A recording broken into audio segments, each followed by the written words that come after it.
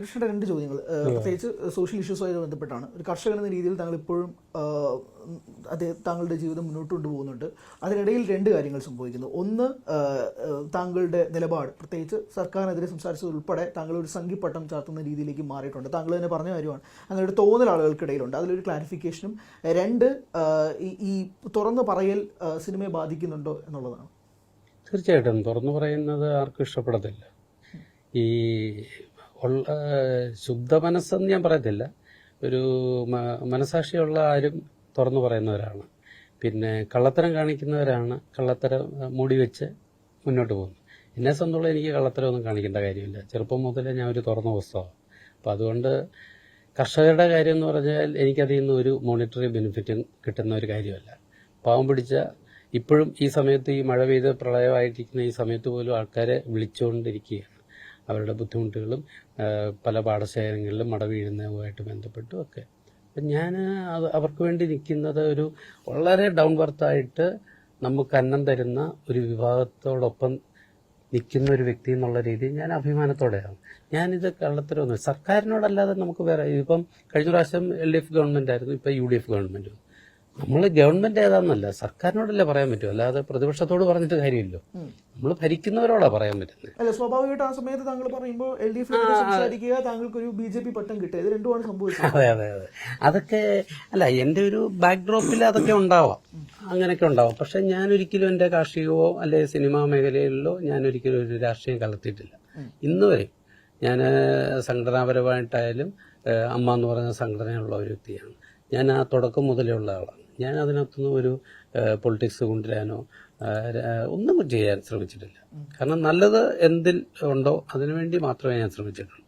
അല്ലാതെ എനിക്കതിനകത്ത് ഒരു അജണ്ടയൊന്നും അല്ല. BJPക്കാരനല്ല എന്നല്ല, ഞാൻ BJPയുടെ ഭാരവാഹിത്വോ അല്ലെങ്കിൽ BJPയുടെ ഇതോ മേടിച്ചു പോകുന്ന ഒരാളല്ല.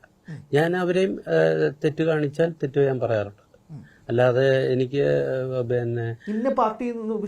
അങ്ങനൊന്നുമില്ല. പക്ഷെ എന്റെ ഒരു ബാക്ക്ഡ്രോപ്പ് അതുമായിട്ട് ബന്ധപ്പെട്ടാണ്. അതുകൊണ്ടാണ് ഈ പറഞ്ഞ പോലെ എന്നെ സംഖ്യയാക്കുന്നത്, അല്ലാതെ വേറെ ഒന്നുമല്ല.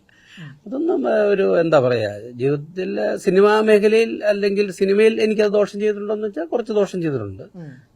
ഞാനതൊന്നും ഇത്രയും വർഷമായില്ലേ, അത് ഒരാളെ ബുദ്ധിമുട്ടിക്കാനല്ല, നല്ലതിന്റെ കാര്യമാണ്.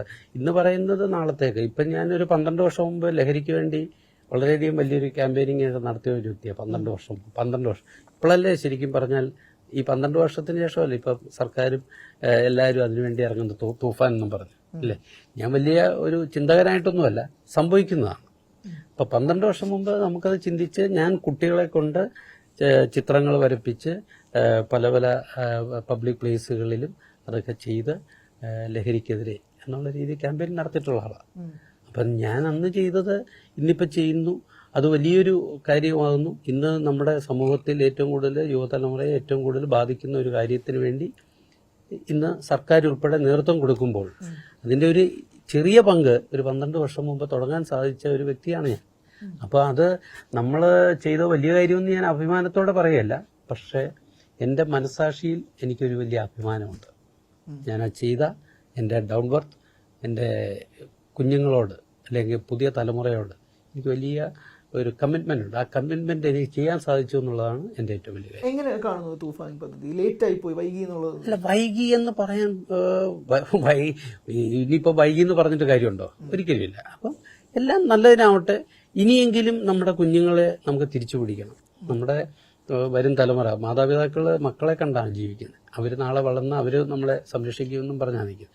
ആ കുഞ്ഞുങ്ങളിൽ നിന്നും നമുക്കൊരു തിക്താനുഭവങ്ങളിലേക്ക് പോകുന്ന ഒരു കുടുംബം തകർന്നാൽ ആ സമൂഹം, അവരോട് ബന്ധപ്പെട്ടവര്, ആ നാട്, നാട്ടുകാര്, സർക്കാർ, രാജ്യം എല്ലാം നശിക്കുകയല്ലേ. അപ്പൊ തീർച്ചയായിട്ടും അങ്ങനെ ഉണ്ടാവാതിരിക്കാൻ നമുക്ക് നമ്മുടെ കുഞ്ഞുങ്ങളെ കൂടെ ചേർക്കണം.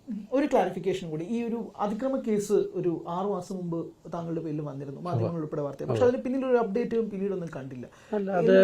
അത് ഇപ്പോഴത്തെ ഇഷ്യൂ ആണ്. ഇപ്പൊ എന്തുകൊണ്ടാണ് ഇത്രയും വലിയ പ്രളയം നടക്കുന്നത്? എല്ലാവരും ഈ പറഞ്ഞ പോലെ തോടും പുഴയും നിലവും നികത്തി അനാവശ്യമായിട്ട് മണ്ണിട്ട് പൊക്കി പോകുന്നു. കുട്ടനാടൻ മേഖലകളിൽ വെള്ളം പോകുന്നു. കിഴക്കൻ മേഖലകളിൽ എന്താ പറയുക, ഉരുള് പൊട്ടുന്നു ഇല്ലേ, മണ്ണിടിച്ചിൽ ഉരുൾപൊട്ടലൊക്കെ ഉണ്ടാകും. ഉണ്ടാകുന്നു. അപ്പോൾ എന്താ, നിലം നികത്തി ഈ പറഞ്ഞ പോലെ ഉണ്ടായിരുന്ന ചാലുകൾ നികത്തുന്നു. ഇത് രാഷ്ട്രീയത്തെക്കാൾ കൂടുതൽ സാമ്പത്തികമുള്ളവരാണ് അത് ചെയ്യുന്നത് കൂടുതൽ. കാരണം സാമ്പത്തികമുള്ളവൻ പിന്നെയും സമ്പത്തുണ്ടാക്കാൻ വേണ്ടി ശ്രമിക്കുക. ആ ഒരു ഇഷ്യൂയിലാണ് വന്നത്. ഇപ്പോൾ അത് ഒന്നുകൂടെ ക്ലാരിറ്റിയായി. കാരണം വെള്ളക്കെട്ടിന് അവിടെ എല്ലാം വെള്ളക്കെട്ടായി. അത് കാരണം ആ വെള്ളക്കെട്ടുണ്ടായത് അതും തന്നിട്ടുണ്ട് പല കാര്യങ്ങളിലും. പിന്നെ എന്താ പറയുക, നമ്മൾ കുറച്ച് ഇങ്ങനെയുള്ള കാര്യങ്ങളിൽ പ്രതികരിക്കുന്ന ഒരു വ്യക്തി ആയതുകൊണ്ടും അന്നത്തെ സർക്കാർ നമ്മൾ ഇങ്ങനെയുള്ള കാര്യങ്ങളിൽ കർഷകർക്ക് വേണ്ടി പറഞ്ഞതിൻ്റെയും പേരിൽ നമ്മളോടൊരു ഉണ്ടാവാം. അപ്പൊ അത് അവര് ഈ ഒരു ചാൻസ് കിട്ടിയപ്പോൾ നമ്മളെ മാക്സിമം ഉപദ്രവിക്കാൻ ശ്രമിച്ചിട്ടുണ്ട്. അതൊക്കെ കാലം തെളിയിക്കട്ടെ. അങ്ങനെ വിശ്വസിക്കുന്നവരാണോ? അത്രയേ ഉള്ളൂ. കൂടുതൽ വാർത്തകൾക്ക് news 18 Keralam YouTube channel subscribe ചെയ്യുക.